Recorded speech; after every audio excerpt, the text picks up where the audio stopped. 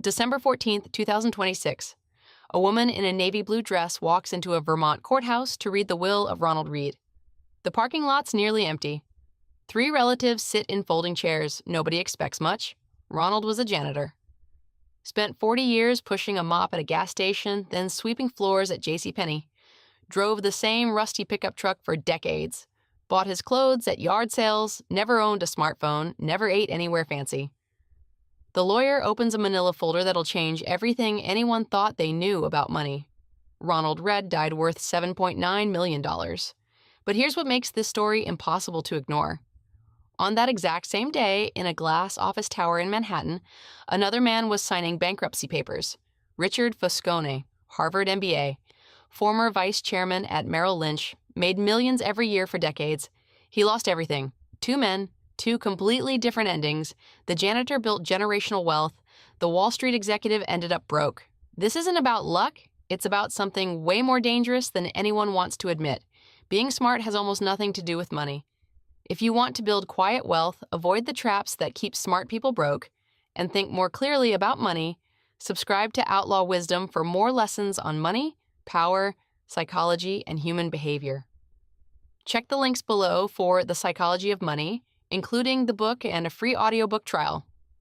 Number 1, The Janitor's Secret. Ronald Reed never read financial blogs, never watched CNBC, never hired a wealth manager or sat through investment seminars. He did something that sounds almost stupid in 2026.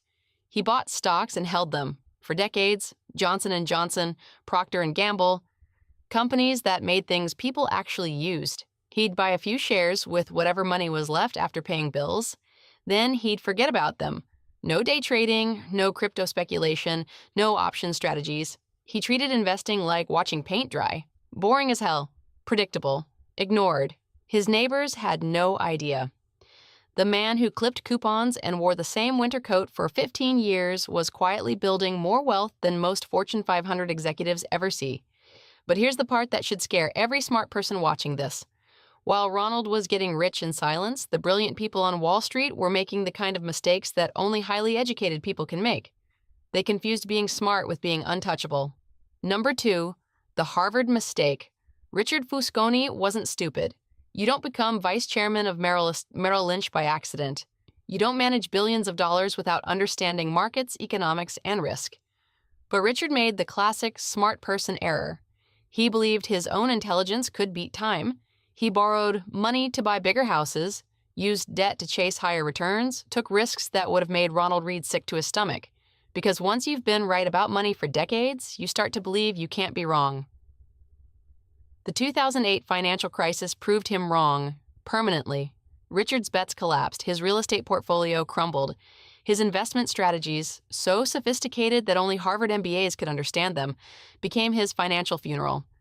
The janitor's boring approach survived. The genius's complex strategy didn't. This reveals something uncomfortable about money that most people refuse to believe. Getting wealthy and staying wealthy? Completely different games with completely different rules. Number 3, the invisible wealth trap. Here's what nobody tells you about Ronald Reed's story. He looked poor because wealth is invisible. You can't see a stock portfolio. You can't photograph a retirement account. You can't Instagram compound interest. Real wealth hides behind normal cars and old clothes and houses that don't impress anyone. But being rich, that's visible. The cars, the clothes, the vacations, the lifestyle. Every dollar spent on looking rich is a dollar not building wealth. Richard Fuscone looked successful right up until he went bankrupt. Ronald Reed looked like a janitor right up until he died worth $8 million. Most people spend their entire lives optimizing for the wrong thing. They want to look wealthy instead of being wealthy. They buy the lifestyle before they build the foundation. That's why smart people stay poor. They're too intelligent to accept looking ordinary while building extraordinary wealth. Number 4, the enough problem. The smartest people often make the dumbest money mistakes because they never define enough. Ronald Reed had enough once he could pay his bills and buy a few stocks every month. Richard Fuscone? There was never enough. More debt, bigger risks, higher returns. The next deal that would finally be the big one. Smart people are optimization machines. They see inefficiency everywhere. Why settle for 7% returns when you could get 15? Why own boring stocks when you could trade options? Why build wealth slowly when you understand markets well enough to speed things up? Because speed kills more wealth than recessions do. The moment you decide that steady isn't enough, you start playing a different game. A game where being smart becomes a disadvantage, where confidence kills accounts, where the janitor beats the NBA every single time. Number 5, the time trap. Here's the most expensive mistake smart people make with money. They live on someone else's timeline. Ronald Read never cared what other people were doing with their money. Never felt pressure to beat the market because his neighbor was bragging about Tesla stock. Never panicked because financial media said a recession was coming. He lived on his own timeline, decades long, boring, profitable. Smart people do the opposite. They watch what hedge funds are buying. They read about billionaire investment strategies. They try to time markets because they believe their intelligence gives them an edge that ordinary people don't have. But markets don't care how smart you are. They care how patient you are. Every dollar Ronald Read invested had decades to compound. Every trade Richard Fusconi made was trying to win this quarter, this year, this economic cycle. One man built wealth on a 50-year timeline. The other tried to get rich on a 50-day timeline. Guess who won? Number 6, the room for error. The final difference between Ronald Read and Richard Fusconi wasn't intelligence. It was room for error. Ronald assumed he'd be wrong sometimes. He bought diversified stocks, lived below his means, never bet everything on being right about anything. His entire strategy was designed to survive being stupid. Richard assumed he'd be right most of the time, used debt to amplify his intelligence, concentrated his bets, built a strategy that required being correct about timing, markets, and economics simultaneously.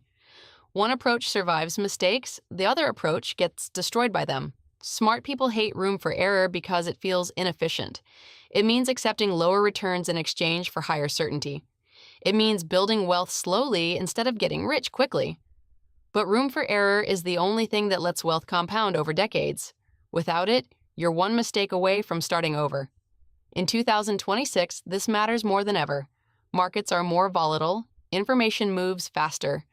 The pressure to optimize everything has never been higher. The people building real wealth are still doing what Ronald Read did, buying good companies, holding them, ignoring the noise, living below their means, treating investing like watching grass grow. Meanwhile, the smart money is still making Richard Fusconi's mistakes, using debt to amplify bets, trading fast, optimizing for this quarter instead of the next quarter century. The janitor's approach looks boring until you see the results. $8 million boring, generational wealth boring, the kind of boring that lets your grandchildren start life without student loans. Intelligence is a tool, but like any tool, it can build or destroy. With money, it destroys more often than it builds because wealth isn't about being smart. It's about being patient, consistent, and comfortable looking ordinary while doing extraordinary things. If you want to build quiet wealth, avoid the traps that keep smart people broke, and think more clearly about money, subscribe to Outlaw Wisdom for more lessons on money, power, psychology, and human behavior. Check the links below for The Psychology of Money, including the book and a free audiobook trial.